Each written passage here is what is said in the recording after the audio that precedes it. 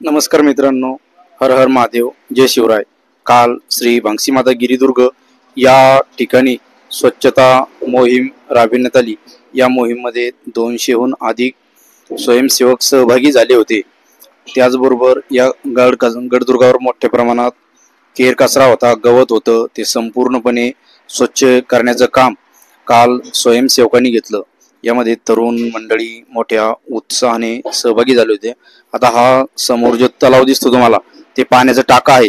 हे पाण्याच्या टाक्यामध्ये अगोदर खूप मोठ्या प्रमाणात कचरा होता, तो पूर्णपणे काढण्याचं काम स्वयंसेवकांनी केलं। त्याचबरोबर इथं गवत देखील खूप मोठ्या प्रमाणात वाढलं होतं, ते पूर्ण गवत देखील या स्वयंसेवकांनी नष्ट केले। हे समोर तुम्ही बघू शकता की हे किती उत्साहाने कार्य करीत आहे। तर मित्रांनो, असंच कार्य करण्यासाठी आमच्या सह्याद्री भटकंती यूट्यूब चॅनलला सबस्क्राईब आणि लाईक करायला विसरू नका।